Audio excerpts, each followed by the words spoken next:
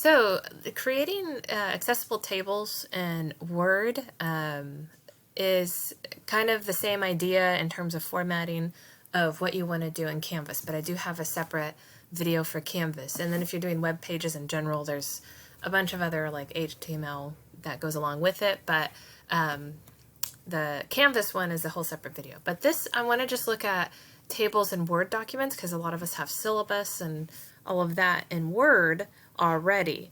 So in terms of tables, you have to think simple.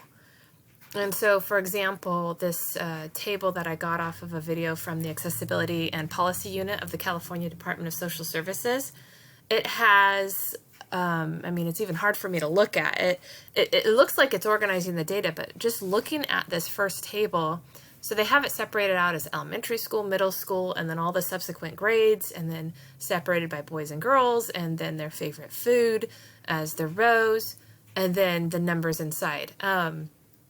So it has a lot of information on here. This is more of a complex table. This would not be good for, it's not accessible for screen readers. So you have to think linearly what makes sense. If you're tabbing through and going up and down, is it able to be followed fairly easily? So an example of how this complex table can be put into something more of what's called a simple table. You can still break down all that information. You have 3 separate tables, and actually, even though you're repeating things, like the favorite food, those 3 rows have to get repeated when it's separated into 3 different tables with elementary school, middle school, and high school separated. It's much more readable, and the idea of simple is 1 header and 1 column. And there's also a video, this Accessibility and Policy Unit of California Department of Social Services. This video link I'll put in the description below for you to check out because it goes through all of this, and because that's where I got this. So definitely check that out. But the idea is just keep it simple. Don't get too elaborate with that. Don't color code things. Don't mark something as red to highlight it. You could bold it and then, you know, to show the emphasis or underline it. But the color coding of things is not going to be read by a screen reader. They're not going to know. The other thing is if you want to leave a cell blank, like sometimes we do on our syllabus or anything else, they'll read it as, the screen reader would read it as a blank cell, but one of the things you can do is actually type the words in there, you know, to be determined, or no info needed, or something that they know that what they're reading is the cell that has information in it. There's just no information that needs to be read at the time. And that's also in a video that I'm linking in the description below for how to create tables. So first and foremost, create them simple. And this goes for also if you're creating it in Canvas. The other thing is when you're creating it in Word, don't use tables for formatting and to, you know, create spacing. I used to do this as well. Creating spacing between items, and because you want to force them to be in a certain position. If you're using that tables for that, that's the wrong use of tables in terms of accessibility.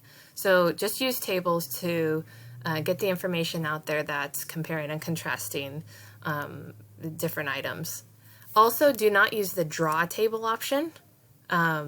So up here, if you go to Insert and you have Table on the upper left on Word, there's Insert Table, Draw Table, and then the Insert Table allows you to select your size you want. Don't use this Draw Table. You could use the Insert Table and then this being able to select from the little grid system, that's fine too.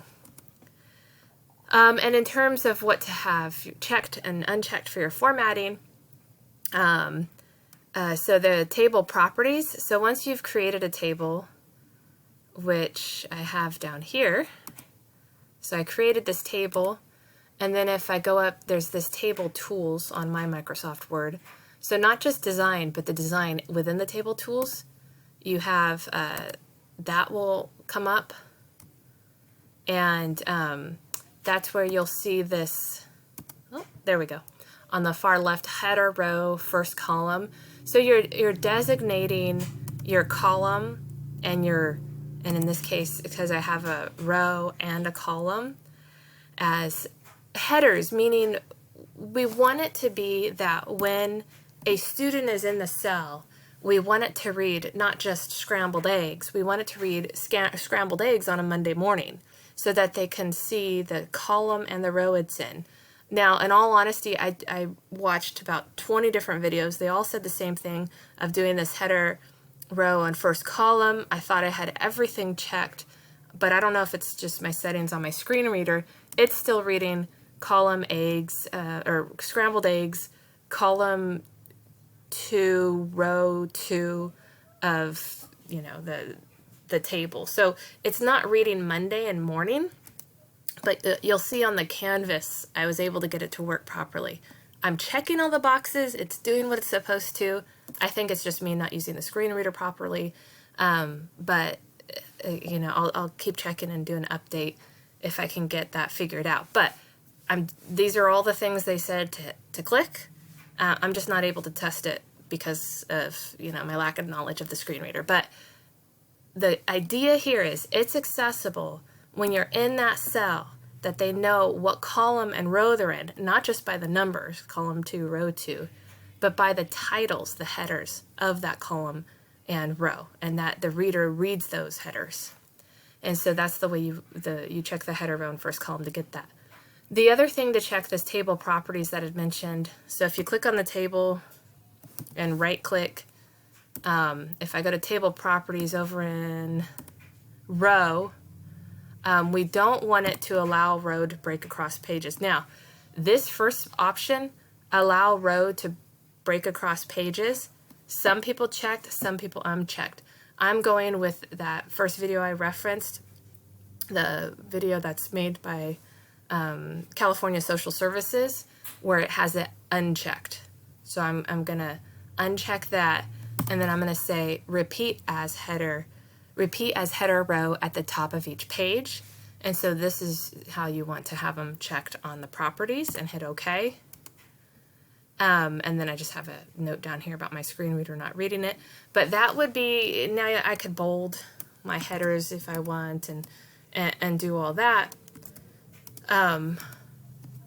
The last thing about, if you don't want something in there and you don't want it to just read blank for the student, and maybe it's something that's, to be determined, but the sighted students don't need to see it.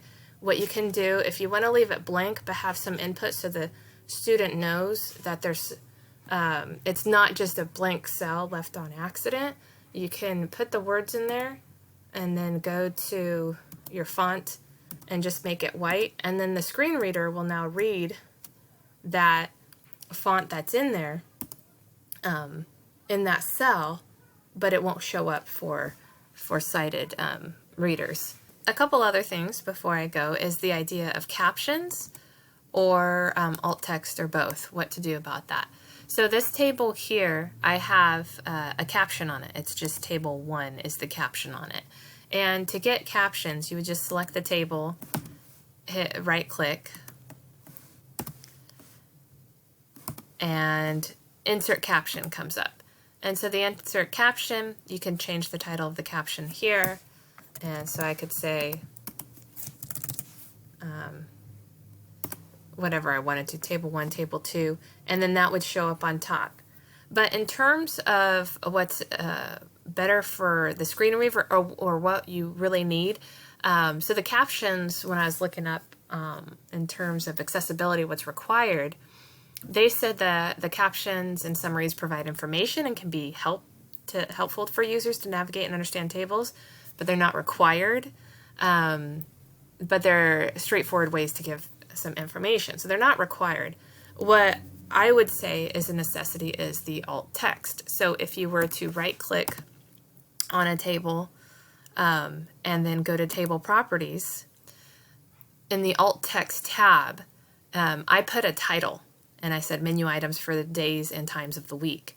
And so that title you don't see anywhere. But what happens for the screen reader is, so the top table I created, I did not put the alt text.